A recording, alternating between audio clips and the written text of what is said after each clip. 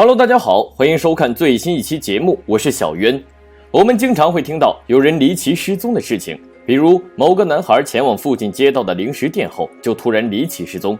某个背包客进山后就再也没回来。这些事情在案发当时听起来是不可思议的谜团，直到若干年后真相被揭开，而找到真相的钥匙往往是生活中很不起眼的物件，例如一把梳子或者一个钥匙扣等等。今天这起案件关键就在于湖底的一件夹克，就是它让沉浮17年的悬案真相浮出水面。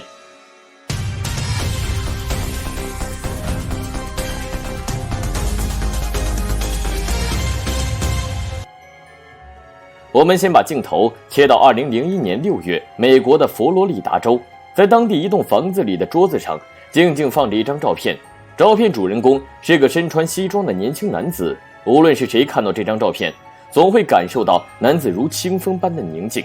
那双深邃的眼神写满了人生的故事，搭配淡淡的笑容，你会觉得他似乎终于迎来他人生的曙光。事实的确如此，照片的主人公名为迈克尔·威廉，出生在一个普通家庭，父亲是一名大巴司机，母亲则是超市员工，家里还有个哥哥，日子过得非常清贫。所以威廉从小便非常懂事，在保证学习成绩不掉队的情况下，总是抽出时间做兼职补贴家用。在社会熔炉的历练下，威廉比同龄人成熟很多，经常担任班级管理工作，在同学中备受好评。1995年毕业后，威廉顺利成为年薪20万美元的资产评估师，一举改变了窘迫的家境。然而这一切都已经成为过去，转眼之间留下的只有威廉的失踪谜团，以及坐在轮椅上暗自忧伤的母亲谢丽尔。他那苍老的右手抚摸儿子照片后，便把轮椅滑向桌子旁继续写信，这已经是他写的第204封信了。然而就在威廉母亲写到一半时，家里门铃突然响起，他以为是大儿子忘记带钥匙了，可推门后发现眼前站的是2个警察。威廉母亲错愕数秒，那一刻他既感到兴奋又感到恐慌，难道警方终于找到他失踪多年的儿子了吗？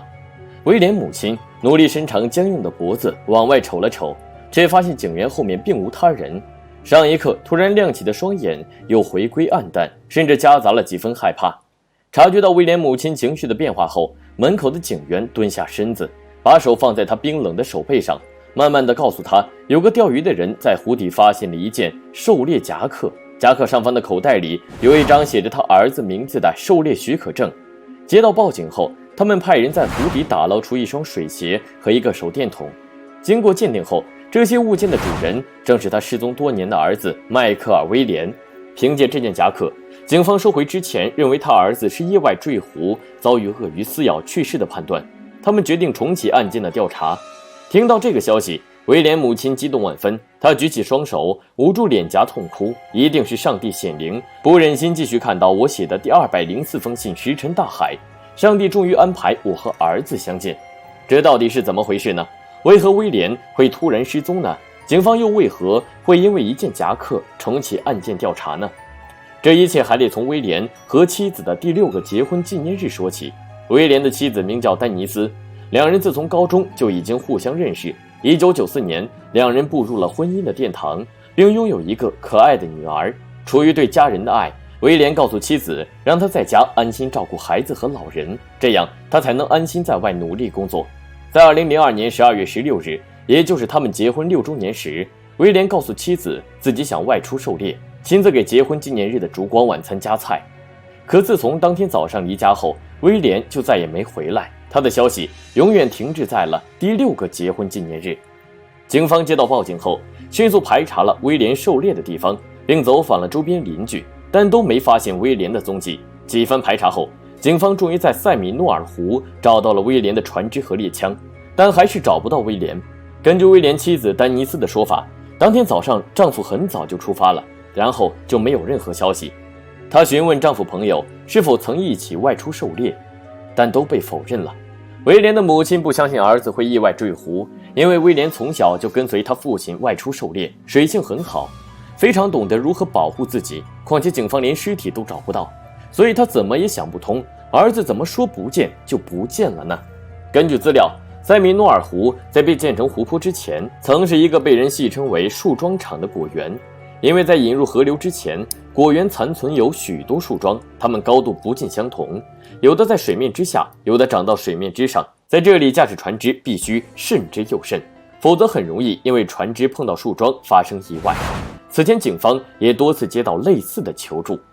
所以警方认为威廉应该是驾驶渔船快速前进时撞上了水底的树桩，导致自己翻到湖中。正值冬季的冰冷湖水让威廉很快失去知觉，然后遭遇鳄鱼，尸体被鳄鱼瓜分殆尽，这才导致搜救队怎么找也找不到威廉尸体。况且此前就有很多人在这个湖泊意外身亡。搜寻无果后，警方决定等待数天，待威廉尸体浮尸水面后，答案就自见分晓。可从案发的12月到次年2月都没有尸体或者残骸浮于水面，无奈之下，警方只能以溺水身亡结案。可威廉母亲坚决不同意结案，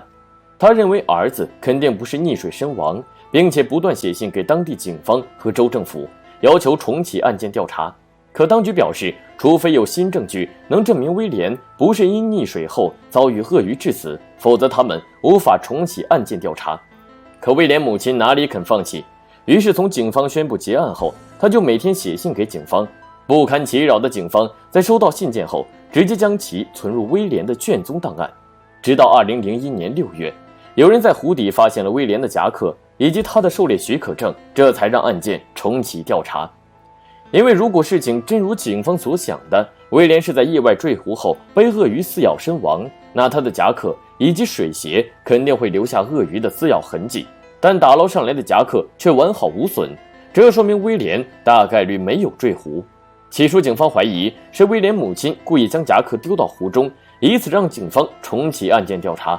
但通过对夹克外表藻类植物的鉴定，发现它的确在案发时就已经泡在水中。另外一个很重要的线索就是，威廉的渔船被打捞上来时，油箱里的油还是满的。如果威廉是意外坠落，那他肯定无法关闭渔船发动机，这样一来，船只燃料肯定会减少或耗尽。可事实并非如此。最后，还有一项事实能证明威廉的失踪很可能不是出自意外。威廉失踪时正值冬季，湖水最高温度只有13度，到了晚上甚至会结冰。鳄鱼根本不可能主动出来觅食，撕咬威廉身体。如此说来，当天威廉身上肯定发生了其他事情，那会是什么事情呢？就在调查该案的警员陷入死胡同时，威廉妻子丹尼斯的行为引起了他们的注意。在当年警方宣布结案后，丹尼斯签字确认了警方意外身亡的调查结论，并向保险公司提出索赔，一次性得到了150万美元赔偿金。不用说，在当时，就算是今天，150万美元也不是个小数目。在丈夫去世5年后，丹尼斯和丈夫威廉生前最好的朋友布莱恩成婚，并继续住在此前和威廉共同购置的房子里。正常来说，如果一个人痛失配偶，在经历撕心裂肺的痛苦后，他们一般都会选择离开当地，避免触景伤情。于是警方又再次将其带回警局问话，但依旧一无所获。所以威廉失踪案这一页又被翻上。直到6年后的2007年，威廉的哥哥在整理家中物品时，在一张照片上发现弟弟曾拥有一把手枪，这把手枪正是爱好狩猎的父亲传给弟弟的。出于对弟弟的思念，威廉哥哥希望弟弟的前妻丹尼斯能够归还这个遗物，可丹尼斯直接否认他有这把手枪。威廉哥哥对此深表怀疑，因为那把手枪对威廉一家来说意义重大。父亲在世时经常带着这把手枪和他们兄弟俩一起外出打猎，当时两兄弟还为这把手枪吵过几天架，弟弟对他更是爱如珍宝，每当有空时就会拿出来擦拭一番，所以弟弟的遗物中怎么可能没有这把手枪？看到威廉哥哥数次纠缠自己妻子，丈夫布莱恩原本一言不发，直到一次将威廉哥哥直接按在墙上，告诉他也许威廉失踪当天带着这把手枪外出打猎。至此，唯一的线索又断了。又过了5年，也就是威廉失踪后的12年，威廉的前任妻子丹尼斯向警方报警，称她的现任丈夫布莱恩存在严重暴力倾向，丈夫甚至打算用枪射杀自己然后自杀，所以希望能将布莱恩抓进监狱。可单凭丹尼斯的一面之词，警方根本无法将她丈夫逮捕，顶多只能把她拉到警局喝杯茶吃几天饭。在纠结了10几分钟后，丹尼斯向警方抛出一个重磅消息：她告诉警方，是布莱恩杀害了自己的前任丈夫威廉。布莱恩想枪杀自己的真正原因，并不完全是因为暴力倾向，而是因为丈夫怕离婚后自己向警方告密。当丹尼斯平静的话语结束后，审问他的警员错愕了几秒钟，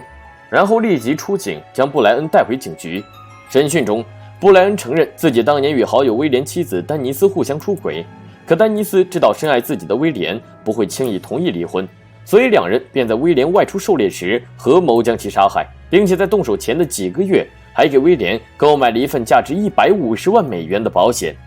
布莱恩交代，案发当天，他引诱威廉到湖边射杀鸭子，在威廉用枪瞄准猎物时，布莱恩用力推了他一把，但威廉抓住了一个树桩。慌乱之中，布莱恩朝威廉脑袋开了一枪。开枪后，布莱恩知道绝对不能让警方找到威廉的尸体，但为了伪造意外坠湖事故，他把布莱恩的水鞋和夹克扔进湖中，然后把尸体埋到他住所8公里外的加德纳路。在经过80个小时的挖掘后，警方终于在一堆泥土中找到一具尸体和部分衣物。